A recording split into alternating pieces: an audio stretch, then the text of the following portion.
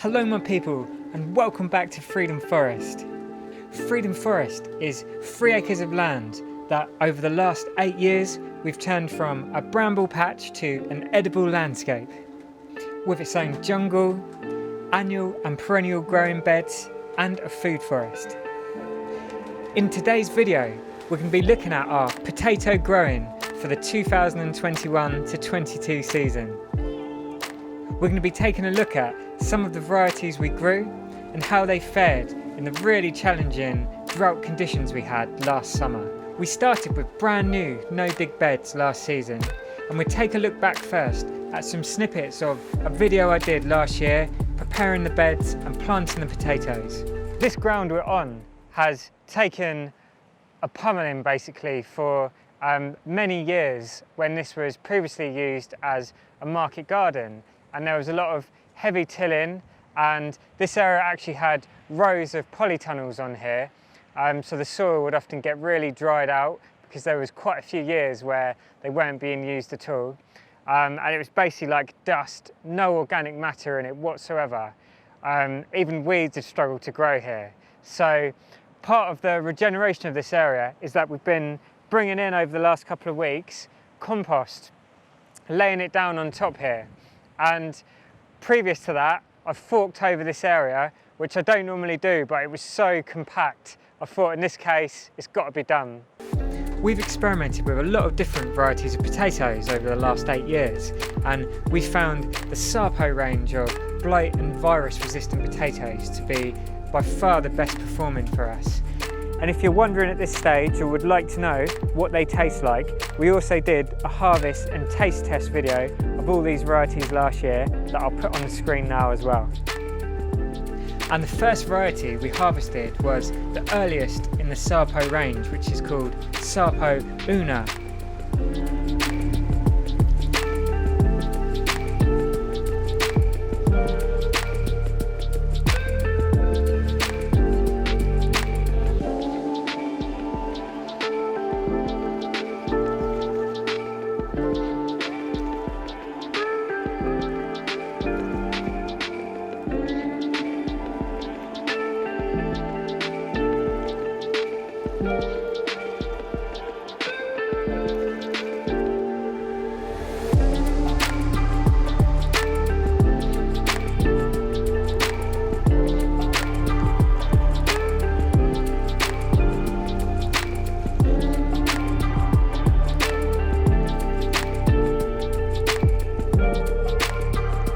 As I sit here now in the pouring rain, which has been continuous for weeks now, with no sunshine whatsoever, looking back at this footage makes me so excited for later this year when that beautiful sun comes back out again. We had our usual problems of birds pulling away the earthed up soil from around the potatoes, and the occasional mice and rodent coming in for a bite. Another variety we grow every year is a heritage variety called Pink Fir Apple, and they're absolutely stunning.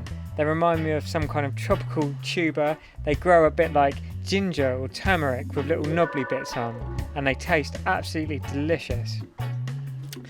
They're much more dense than other varieties, and we often use them in soups and stews because they really hold together well. They're also a great salad potato.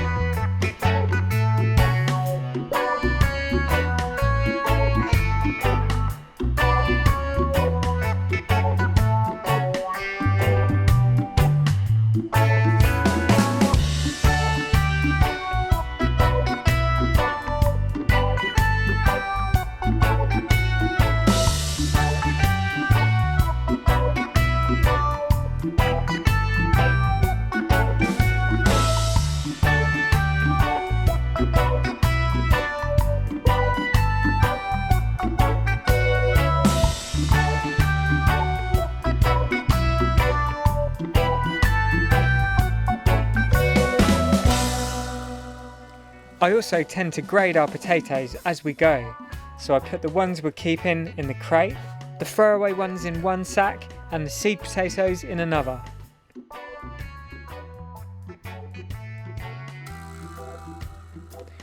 This is some footage of me harvesting some Sarpo blue Danubes. As with all of the Sarpo range this year, they did really well for us. They have deep purple skin and white flesh, and they're quite a floury potato. We love to use them to make chips or roast potatoes with the skin on.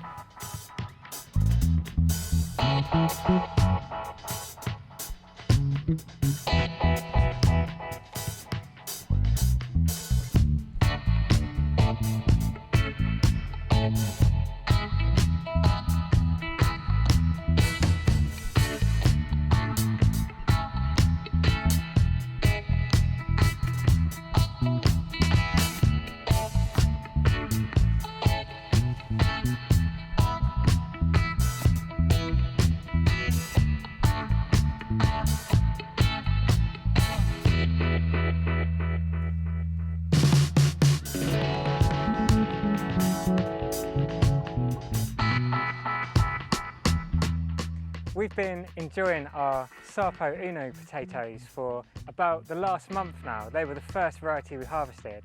And over the last couple of days I've been getting in here and harvesting some of our Sarpo Blue Danube. We've been enjoying these in the fire direct, having them as jacket potatoes, and Laurie's been making chips as well. And they've grown really amazingly well considering the complete harsh drought conditions we've had. We haven't watered these once, and they've actually sized up really nice. We've got a bit of scab, which is okay. It makes the chips taste even better, we find. And that's just due to the kind of on and off rainfall, dry conditions we've had. So I've worked my way through these now, and I've sorted out what I want for our seed potatoes. And I've got a little pile which are going to be thrown away, just the really bad and green ones. And I've saved some for eating as well, of course, which is the most important thing. And I'm now moving on to this side, which is our Sarpo Mira, which is our main crop potatoes. So let's go and check them out. So you might want to move in on this one. So I've just harvested our first plant here, and the results are looking really good so far. Beautiful, hardly any green on. I earthed these up once this season, and the mice and the rodents and the rabbits have been in digging around, so I was expecting heavy losses due to the skins turning green. There's just a little bit on this one you can see, but overall we're looking good, so let's go for another plant.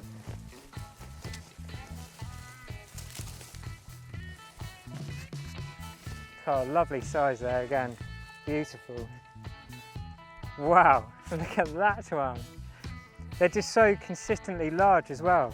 Other varieties we've had, you know, you get loads and loads of small ones, but these seem to be, you know, you get 4 or 5 decent ones on each plant, which is brilliant.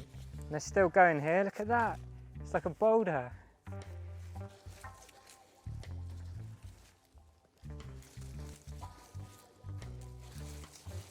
Oh, we've got one more in here. A bit deeper, it's a stubborn one. Oh my word. Look at the size of that thing compared to my hand. That is a monster. Considering we've had no watering on these whatsoever. Very impressed, very impressed. Oh, there's more, hold on.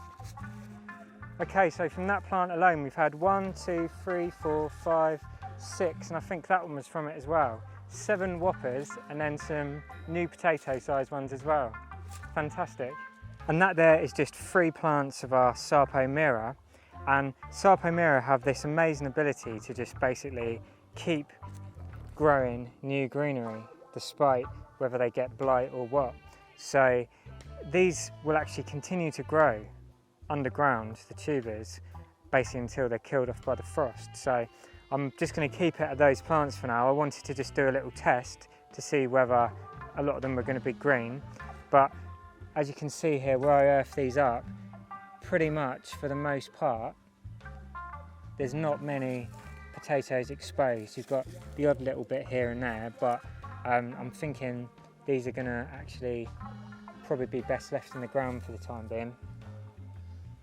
And I've just moved on to the remainder of our Sarpo Una, which were I believe they're second earlies, and these were the first potatoes we harvested this year.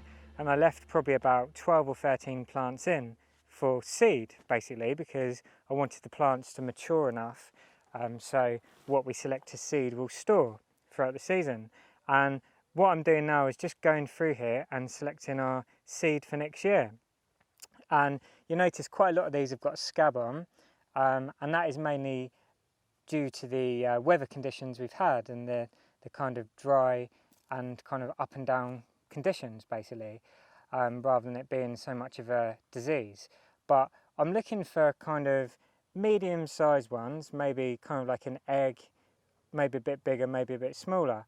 Doesn't matter if they've got a bit of green on, but some seem kind of, I don't know if resistant would be the right word, but they don't all have scab on. So here's another prime example. So obviously it makes sense as much as possible to collect the kind of nicest examples that we want to grow on for next year.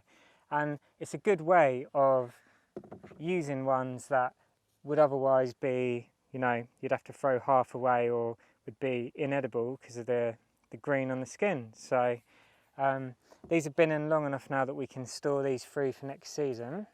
So I'm going to be doing this for each variety we've got here. And these ones here, they're particularly bad because I've left these in. See if I can find you an example of one I haven't harvested yet. And I haven't been keeping up with the earthing up on these. You see the birds have been in, they're all exposed, they're pulled out the ground, but there's still enough good ones down there for seed. We've got what we wanted for eating already, but we're still going to have a nice amount from this pile, as you can see here, for eating as well. And yeah, the ones with the scab on really don't bother us because we've been making them into chips and the scab actually tastes amazing. It's a beautiful, absolutely beautiful, I think it's beginning of September now, and it's so hot and it's dry today, which is why I'm harvesting these, because I want them to be able to dry out just to get that excess moisture off them for a few hours before I store them in the crates. And we've got rain forecast now for the next 10 days. It seems to constantly forecast that and it never comes, but thought it's a nice chance to get some of these out before the rainfall comes, if it does come. Well, beautiful people, from me and Laurie here at Freedom Forest, we'd like to say a massive thank you for watching, and as always, a massive thank you as well to our wonderful Patreons. If you've enjoyed the video, please be sure to press the like button, and if you haven't already, definitely subscribe. Peace and plants.